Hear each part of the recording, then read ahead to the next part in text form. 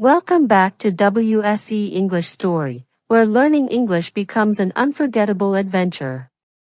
Dear learners, today we begin a journey into the life of one of the most visionary minds in American history, Thomas Jefferson. A philosopher, a writer, a leader, and above all, a believer in liberty and human dignity. Jefferson was not a man of loud words or grand displays. He was a thinker, one who used the power of ideas to shape a new world. From his pen came the words that changed history: all men are created equal.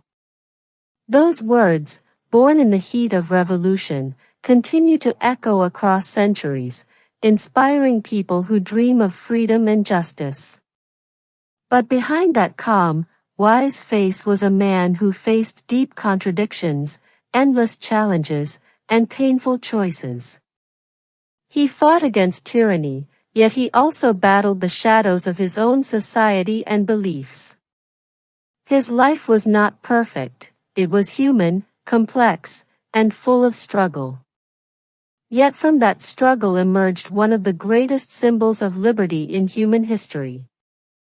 So today, as you listen and learn, let this story not only improve your English, but also awaken your sense of courage, reflection, and belief in progress.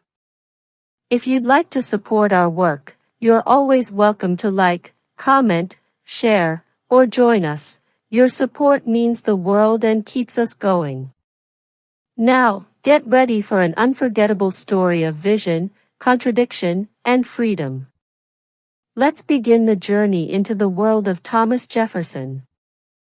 Thomas Jefferson was born on April 13, 1743, in the rolling hills of Virginia. At that time, America was not yet a nation, it was a collection of 13 colonies under British rule.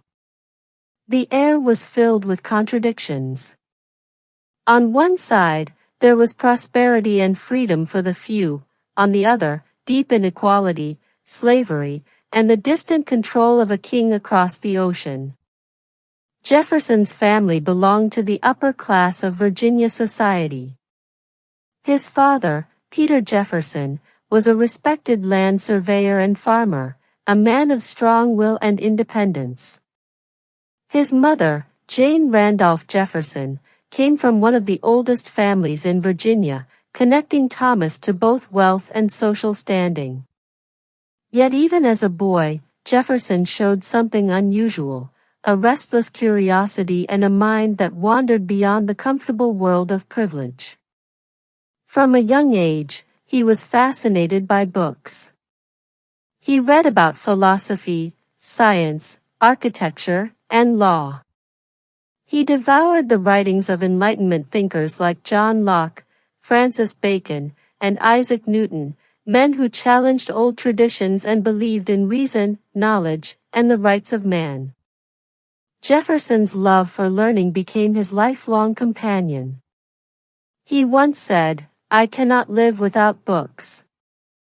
But while he grew up surrounded by beauty and nature, he also saw the darker sides of colonial life, the harsh treatment of enslaved Africans, the rigid social classes, and the way the British Crown limited the freedom of local governments.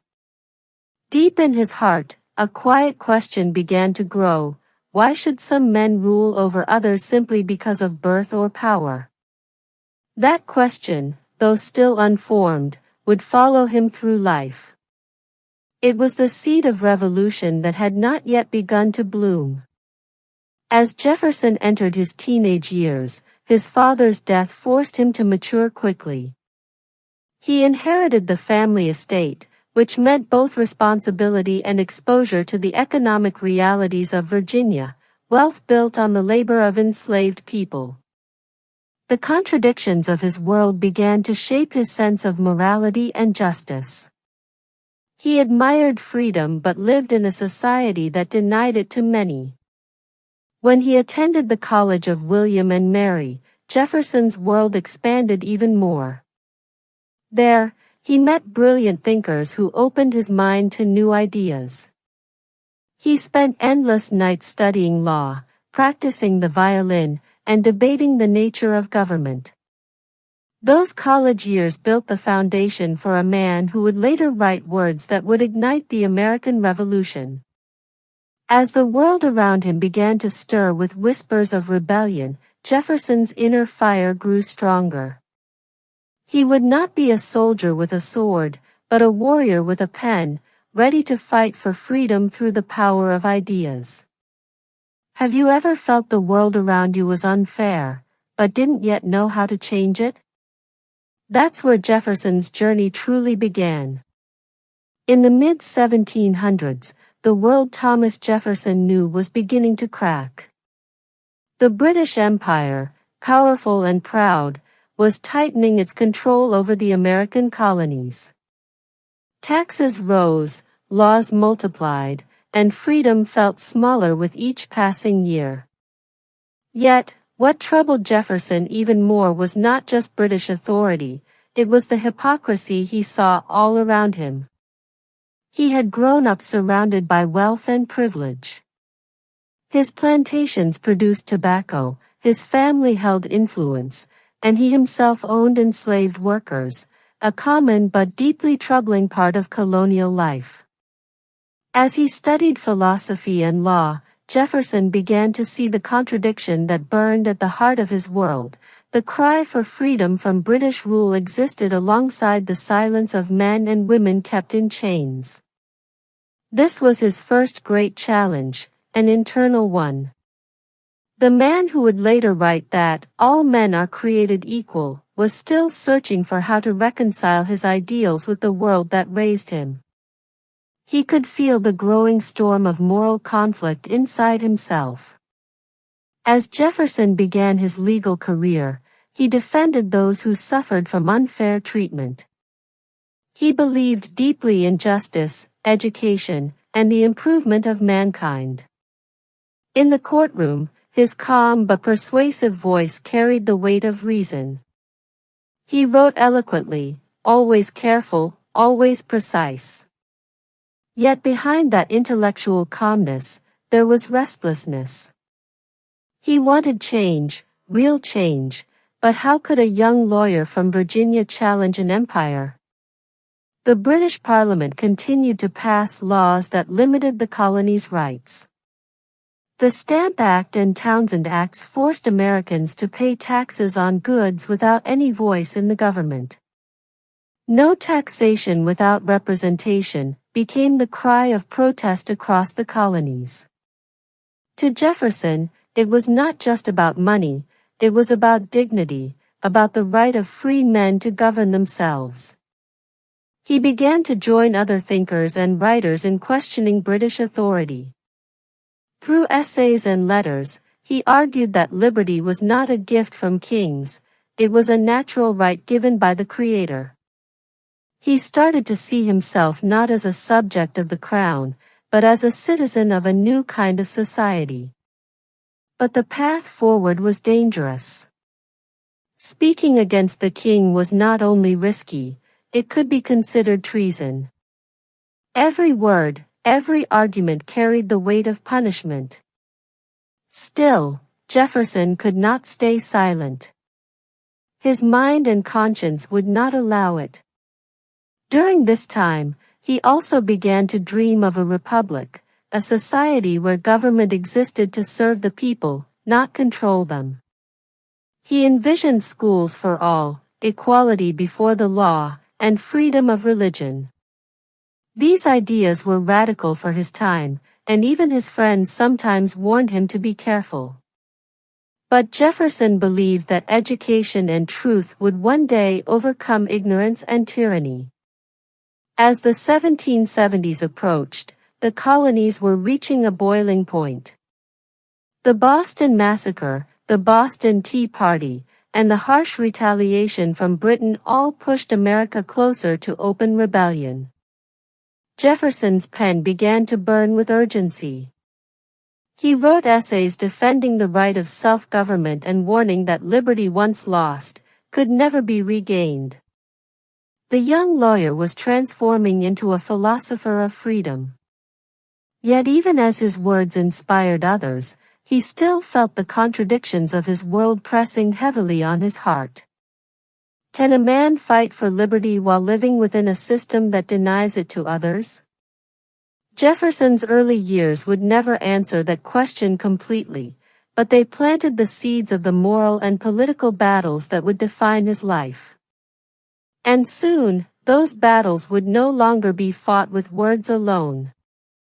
The time for revolution was drawing near. The 1770s were years of thunder across the American colonies. Protests filled the streets, fiery speeches echoed through meeting halls, and the air carried the scent of rebellion. In this storm of change, Thomas Jefferson's quiet brilliance began to shine. He was not the kind of leader who shouted above the crowd. His strength was in thought, in writing, in persuasion. Words were his weapons, and reason was his shield. In 1769, Jefferson entered the Virginia House of Burgesses, the colonial assembly where local leaders debated and resisted British policies.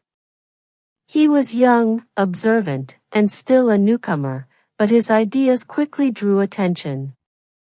When others hesitated, Jefferson spoke with calm conviction. He argued that every individual had the right to govern themselves, that liberty was not something to be begged for, it was something to be claimed. Still, the path ahead was not simple. The British government continued to tighten its grip, dissolving local assemblies and punishing dissenters. Many in Virginia feared the consequences of open defiance. Families were divided, neighbors, even brothers, disagreed about whether to remain loyal to the king or to fight for independence. Jefferson's own world trembled between peace and revolution. At home, Jefferson sought peace in his refuge, Monticello, the house he designed on a hill overlooking the Virginia countryside. It was a place of study and reflection, filled with books, instruments, and inventions. Yet even there, as he looked out across his fields, he could not escape the larger questions of his time.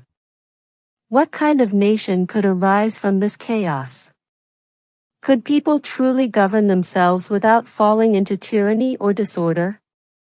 As the conflict deepened, Jefferson's pen grew sharper. In 1774, he wrote a powerful pamphlet titled A Summary View of the Rights of British America.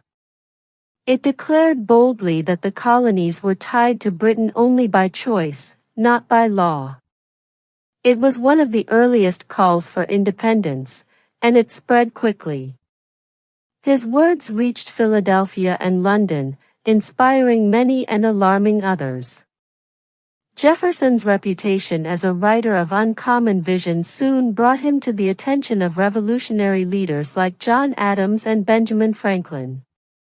They saw in him something special, a thinker who could turn the passion of revolution into enduring principles. Jefferson was soon chosen as a delegate to the Second Continental Congress in 1775. When he arrived in Philadelphia, he found himself among giants, Washington, Adams, Franklin, all debating the future of America.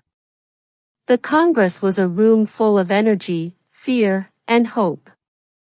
Some wanted reconciliation with Britain, others demanded complete separation. Jefferson, though quiet, stood firmly with those who believed that liberty could no longer wait. But as he worked among these men, another struggle grew within him.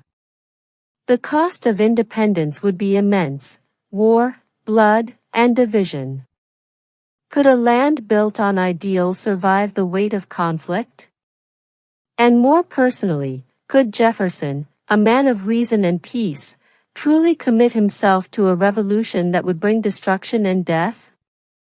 In letters to friends, Jefferson confessed moments of doubt. Yet each time, his belief in liberty drew him back. He wrote, "The God who gave us life, gave us liberty at the same time." To him, freedom was not just a political right, it was a moral duty. His first journey was complete. The young scholar from Virginia had become a revolutionary thinker. His words were shaping the destiny of a continent.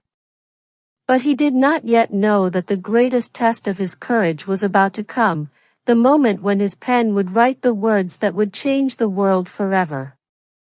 Have you ever faced a choice so great it could define who you are for the rest of your life? That was the crossroads Thomas Jefferson was about to reach. The year was 1776. The tension between Britain and its American colonies had reached a breaking point. War had already begun, shots fired at Lexington and Concord, men dying for a freedom not yet defined. In Philadelphia, the Continental Congress gathered again, this time with one purpose: to decide the fate of a people who no longer wished to be ruled. In the crowded chamber of the Pennsylvania State House, the air was heavy with heat and history. Delegates from 13 colonies debated day after day. Some argued for reconciliation, others for war.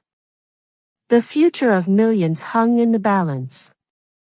And in the middle of this great storm sat Thomas Jefferson, a tall, reserved Virginian, observing, listening, quietly shaping the words in his mind before speaking them aloud. John Adams, one of the loudest and most determined voices for independence, had noticed Jefferson's rare gift. Adams later said, "He has a talent for composition. You can write 10 times better than I can." And so, when Congress voted to form a committee to draft a Declaration of Independence, Adams turned to Jefferson and insisted, "You should do it." Jefferson hesitated. He was not a man who sought fame. He preferred reflection over applause, solitude over crowds. But Adams pressed on, "You are a Virginian, and a Virginian ought to appear at the head of this business. You can write better than any of us." Jefferson finally accepted, not out of pride, but out of duty. He knew the words he was about to write would have to speak for generations. He returned to his rented room on Market Street, lit a candle, and began to write. Alone with his thoughts, he wrestled with the language of freedom. The world had never seen a document quite like what he was about to create. How do you define liberty? How do you express a people's right to govern themselves without descending into chaos? For days, Jefferson wrote and rewrote. He pored over every phrase, every word, making sure each one carried the right weight and truth. We hold these truths to be self-evident, that all men are created equal. The words came like lightning, pure, clear, timeless. They captured the spirit of the revolution and the moral soul of humanity. When he finished his draft, he shared it with Adams and Franklin, who made only small revisions. Soon, the document was presented to Congress. Debate followed. Some wanted to soften its tone toward the king, others wished to strike out certain passages, including Jefferson's condemnation of slavery. Jefferson sat silently as lines were edited, knowing that political unity demanded painful compromise. Still, the heart of his vision remained intact.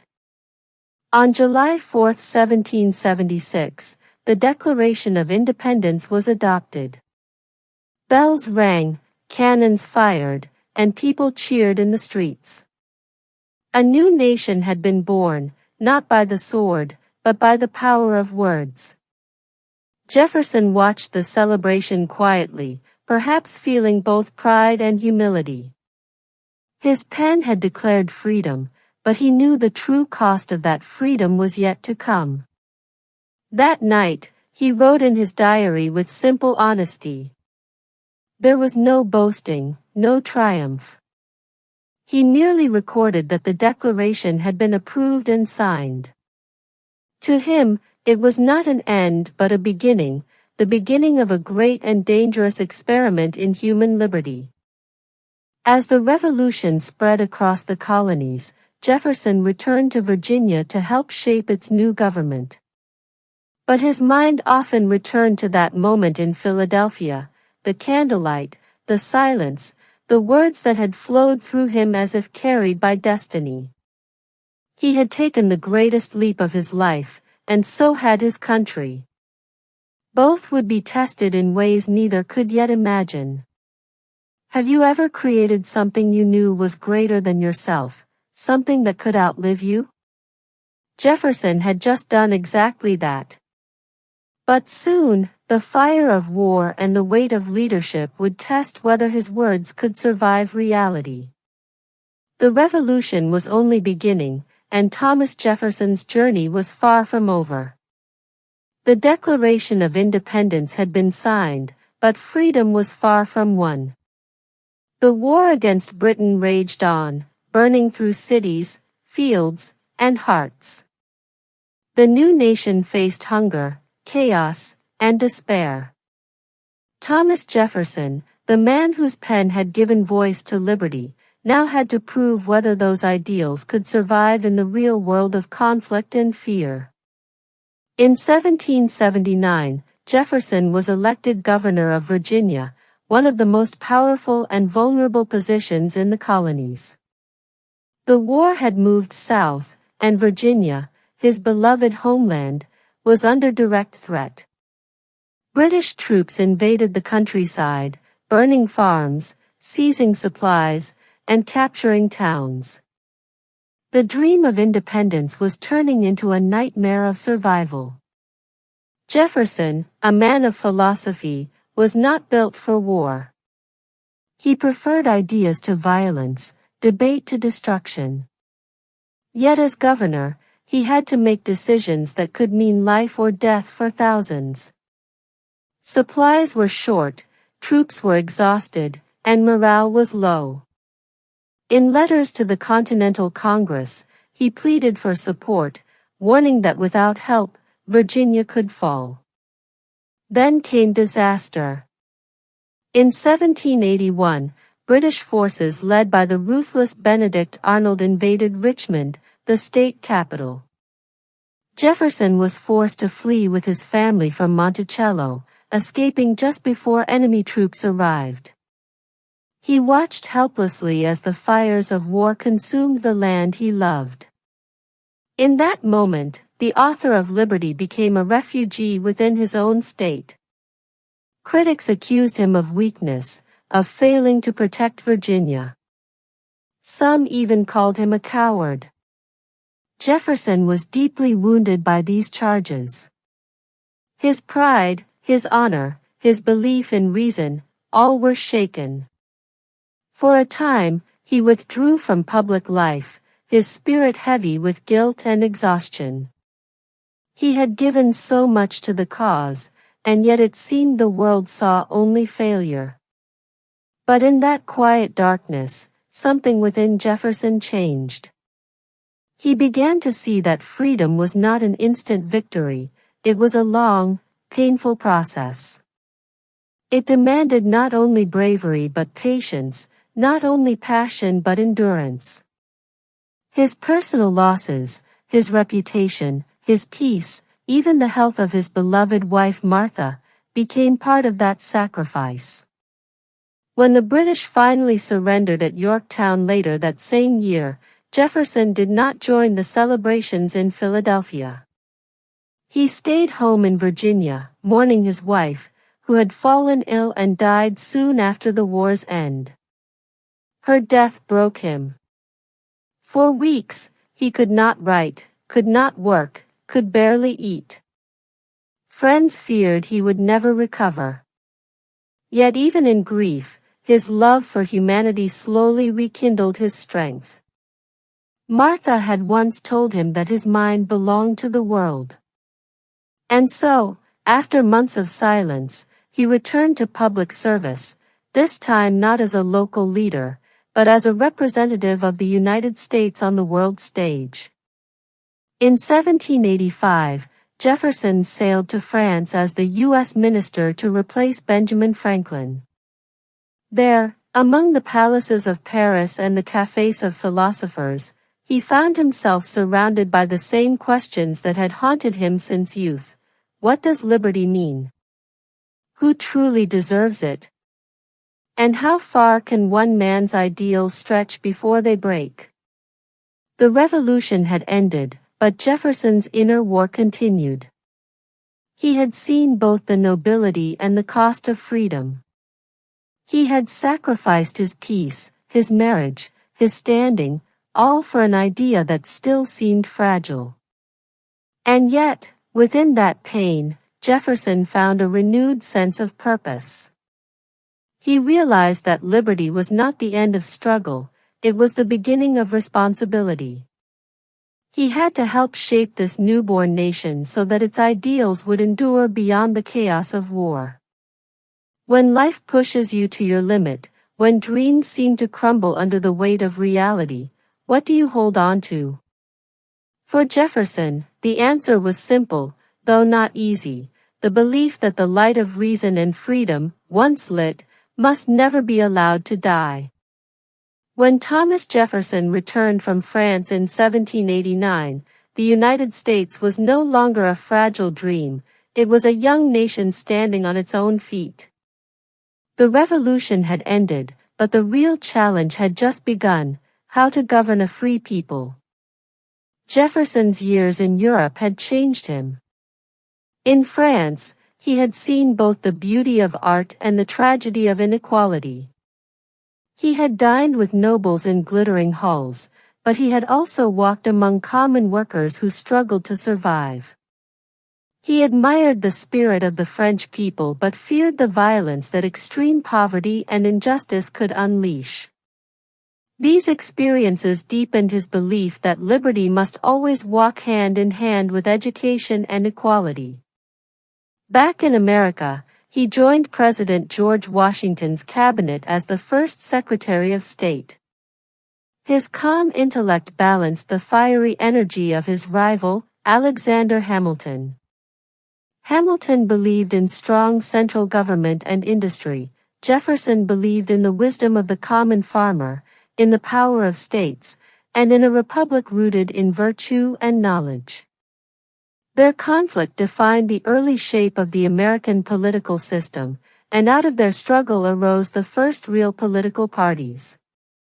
Despite their differences, Jefferson's vision was clear: a nation built not on kings or aristocrats, but on the educated minds of its citizens.